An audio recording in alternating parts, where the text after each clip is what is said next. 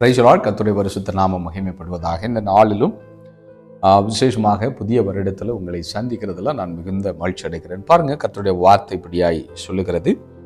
எசேக்கியேல் 38வது அதிகாரம் 7வது வசனம். நீ ஆயத்தப்படு, உன்னுடனே கூடின உன் எல்லா கூட்டத்தையும் ஆயத்தப்படுத்து, நீ அவர்களுக்கு காவலாளனாய் இரு என்று சொல்லி கர்த்தருடைய வார்த்தையை சொல்லுகிறது. ஒரு வார்த்தை ஜெபிக்கலாம். பரிசுத்த பிதாவே, தர்மையான இந்த நாளுக்காக உமக்கு நன்றி கர்த்தாவே. புதிய வருஷத்துல கர்த்தர் எங்களை நீர் அழைத்து வந்த கிருபைகளுக்காக நன்றி. இந்த புதிய வருடத்துல கர்த்தாவே, உம்முடைய வருகைக்காக எங்களை நீங்க ஆயத்தப்படுத்துங்க. ஆண்டவரோடு கூட ஒவ்வொரு நாளும் வாழ கர்த்தர் எங்களை ஆயத்தப்படுத்தும்படிக்காக நாங்கள் ஜெபிக்கிறோம். எங்களை சார்ந்திருக்கிறவங்க குடும்பம், ஆண்டவரே, இதை யாரெல்லாம் பார்த்து கொண்டிருக்கிறோம், ஒவ்வொருடைய வாழ்க்கையிலும் இந்த புதிய வருஷம் புதிய ஆசீர்வாதமுள்ள வருடமாய், மேன்மைப்படுத்துகிற ஒரு வருடமாய் கர்த்தரை மாற்றி எங்களை ஆசீர்வதிக்கிறதற்காய் நன்றி. ஆண்டவரே, இந்த வார்த்தைகள் 30, 60, 100 மடங்கு கனி உள்ளதாய் மாறட்டும். இயேசு நாமத்தில் பிதாவே, ஆமென். பாருங்க அன்புக்குரிய கர்த்தருடைய பிள்ளைகளை, எசேக்கியேல் அதிகாரத்தில் நம்ம பார்த்துதான கர்த்தருடைய வார்த்தை அழகாக சொல்லப்பட்டிருக்கு. நீ ஆயத்தப்படு அப்படின்னு சொல்லி நம்ம ஆரம்பிக்கிறது நீங்கள் பார்க்க முடிகிறது. அப்போ எசேக்கியேலை பார்த்தீங்கன்னா, இயேசு கிறிஸ்து பிறப்பதற்கு சுமார் 600 வருடத்துக்கு முன்னாடி எழுதப்பட்டதான ஒரு அதிகாரம் தான் இந்த எசேக்கியேல் தீர்க்க தரிசனம் புத்தகம். இப்போ பாருங்க, இந்த எசேக்கியேல் ஒரு தீர்க்க தரிசியாய் அந்த காலத்தில் அவர் பூமியில் வாழ்ந்து கொண்டிருந்த போதும் அவர் ஆண்டுடைய வருகை குறித்த ஒரு தரிசனம் உடையவராக என்ன செய்திருக்கிறார். அநேக ஆண்டுடைய வருகை குறித்த அதிகாரங்கள் எழுதப்பட்டிருந்தும் இப்பொழுது சொல்லப்பட்ட ஒரு வசனத்தை கூட நீங்கள் அதாவது அர்மகதோன் யுத்தத்திற்கு ஏற்ற விதத்தில் இந்த அதிகாரங்கள் சொல்லப்பட்டிருந்தாலும் தீர்க்க தரிசனமாக இருக்கிறபடினால அது அர்மகதோன் யுத்தத்திற்காக ஆயத்தப்படுவது மாத்திரமல்ல, ஆண்டுடைய வருகைக்கும் ஆயத்தப்பட வேண்டும் என்கிற ஒரு ஏக்கத்தோடு தான் அன்றைக்கு எசேக்கியேல் தீர்க்க தரிசி அதை எழுதினார் என்று சொல்லி நான் விசுவாசிக்கிறேன். பாருங்க, அவர் சொல்லுகிறார், நீ ஆயத்தப்படு அப்படின்றார். முதலாவது பிரசங்கிற என்னுடைய குடும்பம், என்னை சார்ந்தவர்கள் முதலாவது நாங்கள் ஆயத்தப்பட்டவர்களாய் உம்முடைய வருகை குறித்த ஒரு தரிசனத்தோடு நாங்கள் வாழ வேண்டும் என்று சொல்லி கர்த்தர் விரும்பித்தான். ஆண்டு முதலாவது எங்களுக்கு தான் ஆண்டு சொல்லார், நீ என்ன செய், ஆயத்தப்பட வேண்டும் என்று சொல்லி கர்த்தர் விரும்புகிறார். அப்போ நீங்க நினைக்கலாம், பிரதர், எதற்காக ஆயத்தப்படணும், எதற்காக நீங்களும் நானும் ஆயத்தப்பட வேண்டும் என்று சொல்லி பல கேள்விகள் உங்களுக்கு இருக்கலாம். பல காரியத்திற்காக நம்ம ஆயத்தப்படுகிறோம். பாருங்க, நீங்க ஒரு காலேஜ் படிக்கிறீங்க, காலேஜ் ஃபைனல் இயர் வந்ததும் நீங்க என்ன பண்ணுவீங்க, காலேஜில் ஃபைனல் இயர் வந்ததும் அதுக்கப்புறம் உங்களுக்கு தெரியும் நீங்களும் நானும் வேலைக்கு போக போகிறோம். இப்போ நம்ம என்ன பண்ணுவோம், ஒரு இன்டர்வியூக்காக நம்ம போவதற்காக நம்ம ஆயத்தப்படணும். சரி, என்னன்னா பலவிதமான கேள்விகள் கேட்பாங்க. பல பெரிய கம்பெனிஸ் ஓனர்ஸ் வந்து நிற்பாங்க, எம்டிஸ் நிற்பாங்க, சிஇஓ வந்து இன்டர்வியூ பண்ணுவாங்க. அதற்குரிய ஒரு ஆயத்தம் உங்களுக்கு, பூமிக்குரிய காரியத்தை சொல்கிறேன், அதற்குரிய ஒரு ஆயத்தம் உங்களுக்கும் எனக்கு வேணும்.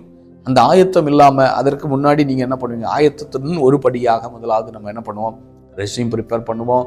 ரெஸ்யூம் ப்ரிப்பேர் பண்ணது மாத்திரமல்ல என்னென்ன ரிலேட்டடான கம்பெனி பேஸ் பண்ணி என்னென்ன கேள்விகள் கேட்பாங்க, அதை எப்படியெல்லாம் நான் தயார்படுத்த வேண்டும் என்று சொல்லி பலவிதமான ஆயத்தங்கள் ப்ராக்டிஸ் பண்ணுவீங்க.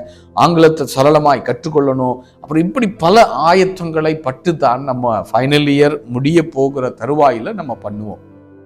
அப்போ அந்த ஆயத்தத்தோடு நீங்கள் போய் இன்டர்வியூ அட்டன் பண்ணும்போது நீங்களும் நானும் என்ன செய்வோம், செலெக்ஷன் ஆகும். அதுக்கு பிறகு ஃபாரின் ஜாபோ இல்லை ஏதோ ஒரு ஜாப் கிடைத்து நல்ல ஒரு ஆசீர்வதிக்கப்பட்ட பூமிக்குரிய மேன்மையான அனுபவத்தில் மாறுகிறோம். அப்போது இது சாதாரண ஒரு எக்ஸாம்பிள் சொல்கிறேன். நீங்கள் உங்களுக்கு தெரியுது நீங்கள் ஃபைனல் இயர் வந்துட்டீங்க. அப்போ நம்ம என்ன செஞ்சிடணும், நான் ஆயத்தப்பட்டால் மட்டும்தான் வேலையில் நான் போய் உட்கார முடியும், வேலை செய்ய முடியும். அதே மாதிரி தான் இந்த உலகம் ஃபைனல் இயர் மாதிரி ஃபைனலுக்கு வந்துருச்சுங்க. இந்த உலகம் ஒவ்வொரு நாளும் உலகத்தில் உண்டாகி கொண்டிருக்கிற பாடுகள், வேதனைகள், உபத்திரவங்களை பார்த்தால் வேலை இல்லாத திண்டாட்டம், அது மாத்திரமல்ல உலகத்தில் உண்டாகிற பலவிதமான நிலநடுக்கங்கள், உலகத்தில் உண்டாகிற பலவிதமான தீய காரியங்கள் நாளுக்கு நாள் பெருகுகிறதை பார்க்கும்போது உலகமானது கடைசி நாளில் வந்து கடைசி நாட்கள் கொடிய காலங்கள் வரும் என்று அறிவாயாக என்று சொன்னப்பட்ட வார்த்தை நம்முடைய கண்களுக்கு முன்னாடி அந்த தீர்க்க தரிசனங்கள் எல்லாம் நிறைவேறி கொண்டிருக்கிற காலத்துல தான் நீங்களும் நானும் வாழ்ந்து கொண்டிருக்கிறோம். எப்படி ஒரு ஃபைனல் இயர்ல வரும்போது அவங்க எக்ஸாமுக்காக இன்டர்வியூக்காக ப்ரிப்பேர் ஆகிறாங்களோ, அதே மாதிரி நீங்களும் நானும் ஒரு காரியத்திற்காக ப்ரிப்பேர் ஆக வேண்டும் என்று சொல்லி கர்த்தர் விரும்புகிறார். ஒருவேளை நீங்க கேட்டுக்கொண்டிருக்கிற கர்த்தருடைய பிள்ளைகளை, இயேசுவை அறிந்தவர்களே, சபை விசுவாசிகளே, ஊழியக்காரர்களே, உங்களுக்காய் கர்த்தர் சொல்லுகிறார், நீங்களும் நானும் ஒரு காரியத்திற்காக நீங்க என்ன செய்யணும்? ஆயத்தப்பட வேண்டும் என்று சொல்லி கர்த்தர் விரும்பித்தான் இன்னைக்கு பேசிக்கொண்டிருக்கிறார். ஆண்டவர் சொல்றாரு, மற்ற 24வது அதிகாரத்தை நீங்க படித்து பார்த்தால் 44வது வசனம் சொல்லுது, நீங்கள் நினையாத நாளிகையிலே மனுஷன் குமாரன் வருவார், ஆதலால் நீங்களும் ஆயத்தமாயிருங்கள். அப்போ யாருக்காக நம்ம காத்திருக்க வேண்டும்? யாருக்காக நம்ம ஆயத்தமா இருக்க வேண்டும் என்று சொல்லி கர்த்தர் விரும்புகிறாராம். நீங்கள் நினையாத நாளிகையில, நீங்களும் நானும் எதிர்பார்க்காத நேரம், ஆண்டவராகிய இயேசு கிறிஸ்து மனுஷகுமாரனாக, ஒரு முறை மனுஷகுமாரனாக தன்னை இந்த உலகத்துல என்ன செய்தாரு? அவர் ஒரு அடிமையின் ரூபமாய் ஒரு முறை வெளிப்பட்டார், உண்மைத்தான். ஆனால் மறுபடியும் அவர் வரப்போகிறார். எப்படி வரப்போகிறாராம்? அவர் மனுஷகுமாரனாக அல்ல, அவர் மனுஷகுமாரனை காட்டிலும் மேன்மை உடையவராக, ராஜாதி ராஜாவாக ஆண்டவராக இயேசு கிறிஸ்து மறுபடியும் உங்களையும் என்னையும் பரலோகத்துல எடுத்து செல்லும்படிக்காக அவர் மேகத்திலே வரப்போகிறார் என்று சொல்லி கர்த்தருடைய வார்த்தை சொல்லுதுங்க. அப்படி என்று சொன்னால் அந்த மனுஷகுமாரன் என்ன செய்ய போறாரா? மனுஷகுமாரனாக மட்டுமல்லாமல் ஒரு ராஜாதி ராஜாவாக வெளிப்படுத்தின விசேஷம் 19வது அதிகாரம் சொல்லுகிறது, ராஜாதி ராஜா கர்த்தாதி கர்த்தர் வருகிறார் என்று சொல்லி வேதத்துல ஆண்டவராக இயேசு கிறிஸ்துடைய வருகை குறித்து நம்ம பார்க்கிறோம். அப்படி என்று சொன்னால் அப்படிப்பட்ட ராஜாதி ராஜாவுடைய வருகைக்காக நீங்களும் நானும் சும்மா ஆயத்தப்படாமல் ஏதோ உலகத்துல வாழ்ந்தோம் வந்துட்டோம் வாழ்ந்தோன்னு அல்லாமல், எப்படி ஃபைனல் இயர்ல படிக்கிற ஒரு சகோதரனும் சகோதரியும் ஸ்டூடெண்ட்டு இன்டர்வியூக்காக காத்திருப்பார்களோ, ஆயத்தப்படுவார்களோ, அதை காட்டிலும் உலக பொருளான உலக காரியத்திற்காக ஒரு ஆஃப்டர் ஆல் கொஞ்ச காலம் வாழ வேண்டிய வாழ்க்கைக்கே இவ்வளவு ஆயத்தங்கள் தேவைப்படுமானால், நித்தியமாய் வாழ போகிற நித்திய ராஜாவை பார்க்கிற உங்களுக்கும் எனக்கும் எவ்வளவு ஆயத்தம் வேண்டும் என்று சொல்லி இந்த முதல் வாரத்துல கர்த்தர் நம்மோடு கூட பேசிக் கொண்டிருக்கிறார். அப்படி என்று சொன்னால் அவரை சந்திக்க நீங்களும் நான் ஆயத்தப்பட வேண்டும் என்று சொல்லி ஆண்டவர் விரும்பித்தான் ஆண்டவர் நம்மோடு பேசுகிறார். அந்த 44வது வசனம் தான் சொல்லுகிறது, ஆதலால் நீங்களும் ஆயத்தமாயிருங்கள். அப்போ நம்ம எல்லாம் என்ன செய்யணும்? அவருடைய வருகையை குறித்த ஒரு அறிவோடு, வருகையை குறித்த ஒரு ஏக்கத்தோடு நம்ம என்ன செய்யணும்? இந்த புதிய வருஷத்துல நீங்களும் நானும் வர வேண்டும், புதிய வருஷத்துல நீங்களும் நானும் கால் எடுத்து வைக்கணும்னு சொல்லி விரும்பி தான் கர்த்தர் பேசுறாரு. அதனால புதிய வருஷத்துல வாழ, புதிய வருஷத்தை 2026வது வருடத்துல நீங்கள் இந்த வருடம் எப்படி இருக்க போகிறதோ என்று சொல்லி ஒருவேளை கலங்கி கொண்டிருக்கலாம். ஆனால் எல்லா கலக்கங்களையும் மாற்ற ஒரு தேவன் கர்த்தர் ஒருவர் இருக்கிறார். அவர்தான் ஆண்டவராக இயேசு கிறிஸ்து என்பதை அறிந்து கொண்டு நீங்களும் நானும் செய்ய வேண்டிய மிக முக்கியமான காரியம் என்ன தெரியுமா? அவருடைய வருகைக்காக ஆயத்தப்பட்டவளா மாறணும். அவருடைய வருகைக்காக என்ன செய்யணும்? முதலாவது நீ ஆயத்தப்பட, நான் பிரசங்கிற நான் ஆயத்தப்படணும் முதலாவது. 2வது உன்னுடனே கூடின உன் எல்லா கூட்டத்தை ஆயத்தப்படுத்து. இது 2வது பகுதி. என்னன்னா, நான் மட்டும் இல்லை, என் கூட இருக்கிற எல்லாரும் ஆயத்தப்பட வேண்டும். நான் ஆண்டோட வருகை குறித்த ஒரு ஏக்கமுடையவராய் நான் இருக்கிறேன் என்று சொன்னால், என் கூட இருக்கிற சபை மக்களும் சரி, இதை கேட்டுக்கொண்டிருக்கிற கர்த்தருடைய பிள்ளைகளை இந்த யூடியூப் மூலமாக இல்லை இதை செய்தி மூலமாக நீங்க எங்கெல்லாம் கேட்கிறீர்களோ, உங்களுக்குள்ள ஒரு அப்படிப்பட்ட ஒரு ஏக்கம் வர வேண்டும். என்னோடு கூட கூடின கூட்டத்தை நான் ஆயத்தப்படுத்தணும். நீங்க மட்டும் இயேசுவின் வருகைன்னு சொல்லிட்டு தெரிகிறது அல்ல, அதற்கு ஆயத்தப்பட்டவர்களா இருப்பதல்ல, நம்மோடு கூட கூடின கூட்டமும் ஆயத்தப்பட வேண்டும் என்று சொல்லி கர்த்தராகிய தேவன் விரும்பித்தான் நம்மோடு பேசிக்கொண்டிருக்கிறார். ஹல்லேலூயா. பாருங்க, ஆண்டவர் எதிர்பார்க்கிறது என்ன தெரியுமா? நம்மோடு கூட இருக்கிற கூட்டத்தை ஆயத்தப்படுத்தணும். இந்த டிவி மூலமாக பார்க்கிறீர்களா? கர்த்தர் உங்களை பார்த்து சொல்றாரு, நீங்களும் ஆயத்தப்பட வேண்டும். ஏனென்று சொன்னால் ஆண்டோட வருகை வெகு சீக்கிரமாய் வரப்போகிறதுங்க. இந்த 2026வது வருடத்துல ஒவ்வொரு நாளும் நம்ம ஆண்டவரே உம்முடைய வருகை இந்த வருடத்துல வருமானால் அந்த வருகையில நான் வர வேண்டும் என்கிற ஒரு ஆயத்தத்தை எனக்கு நீங்க தாங்க ஆண்டவரேன்னு சொல்லி ஒவ்வொரு நாளும் அந்த ஒரு ஏக்கத்தோடு வாழணும்னு சொல்லி கர்த்தர் விரும்பித்தான் நம்மோடு பேசிக்கொண்டிருக்கிறார். அல்லேலூயா. 3வது என்ன சொல்லுது? நீ அவர்களுக்கு காவலாளனாயிரு. பாருங்க, ஏன் காவலாளனாய் ஆண்டவர் இருக்க சொல்லுகிறார் பாருங்க. உங்களுக்கு தெரியும், ஆதாம் ஏவாளை தேவன் படைத்து ஆண்டவர் என்ன சொன்னாரு? ஏதேன் தோட்டத்தை கொடுத்தாரு. ஏதேன் தோட்டத்துல அவங்களுக்கு தேவையான எல்லா பழ வழக்கங்களை விருட்சங்கள் எல்லாம் கொடுத்துட்டு 2 விருட்சங்களை சாப்பிடக்கூடாதுன்னு சொன்னாரு.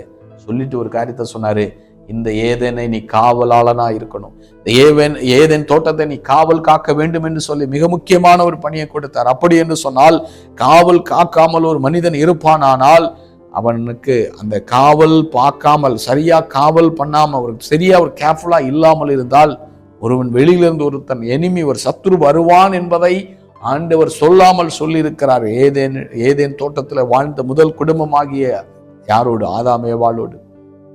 அப்போ இவர்கள் காவல் காக்க வேண்டும். அப்படி என்று சொன்னால் ஒரு எதிராளி வெளியே நிற்கிறான், எதிராளியை நான் விட்டுறக்கூடாது என்பதை குறித்த ஒரு தரிசனத்தை கர்த்தர் ஏதேன்ல கொடுத்தார் ஆதாம் குடும்பத்திற்கு.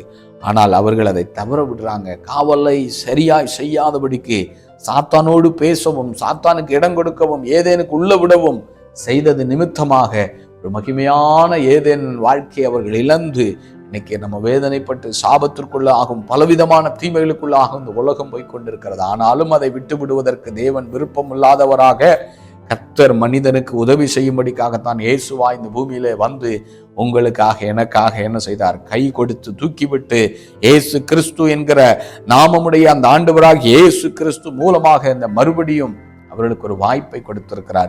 இன்றைக்கு வாழ்ந்து கொண்டிருக்கிற கர்த்தருடைய பிள்ளைகளை, உங்களுக்கும் எனக்கும் காவல் யாரு தெரியுமா? ஆண்டவராக இயேசு கிறிஸ்து தான்.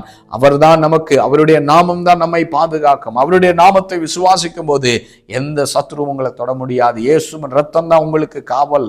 இயேசு கிறிஸ்துடைய ரத்தம் தான், இயேசு கிறிஸ்துடைய வல்லமை உங்களை பாதுகாக்கக்கூடிய வல்லமை உடையது என்று சொல்லி கர்த்தருடைய வார்த்தை சொல்லுது. அப்போ ஆண்டவர் என்ன சொல்றாருன்னா, உங்களுக்கும் எனக்கும் மிக முக்கியமான ஒரு பொறுப்பு என்ன தெரியுமா? நம்ம காவல் காக்க வேண்டிய பொறுப்பு. சாத்தான் இடத்திலிருந்து, சாத்தான் நம்மளை தொடாதபடிக்கு, சத்ருவின் வல்லமைகள் நம்மோடு கூட இருக்கிறவர்களை தொடாதபடிக்கு கர்த்தருடைய வசனம் என்கிற பட்டயத்தோடு, கர்த்தருடைய ஆவியின் பட்டயமாகிய பரிசுத்த ஆவியின் துணையோடு, இயேசு கிறிஸ்துவோட இரத்தம் என்கிற வல்லமை உள்ள அந்த பரிசுத்தமுள்ள இரத்தம் என்கிற அந்த வல்லமையான இரத்தம் நம்மை பாதுகாக்கவும் காவல் காக்கவும் நமக்கு போதுமானதா இருக்கும் என்று சொல்லி கர்த்தர் சொல்றாரு. அப்போ நீங்களும் நான் இந்த கடைசி காலத்துல காவல் காக்கும்படி கர்த்தர் நம்மளை அழைத்திருக்கிறார். அதனால வேத வசனமும் தேவனுடைய மகிமையான அந்த கரம் நம்மளை பாதுகாக்கட்டும். இந்த வருஷம் முழுவதும் நம்மை பாதுகாக்கும். அவருடைய வருகை நாள் மட்டும் நம்மை பாதுகாத்து நம்மையும் நம்மோடு கூட இருக்கிறவர்களையும் ஆண்டவருடைய வருகைக்காக நம்மை நடத்தி பாதுகாத்து அதற்காக ஆயத்தத்தோடு வாழ கர்த்தர் உங்களை உதவி செய்வாராக. பரிசுத்த பிதாவே, நீ கொடுத்த வார்த்தைக்காய் நன்றி. இந்த வார்த்தைகள் மூலமாய் நீ பேசி இருக்கிறீங்கப்பா. ஒவ்வொரு வாழ்க்கையிலும் கர்த்தாவே இந்த வார்த்தைகள் 30, 60, 100 மடங்கு கனி உள்ளதாய் மாறட்டும். கர்த்தர் பெரிய காரியம் செய்யுங்க. இயேசுவின் நாமத்தில் பிதாவே, ஆமென், ஆமென்.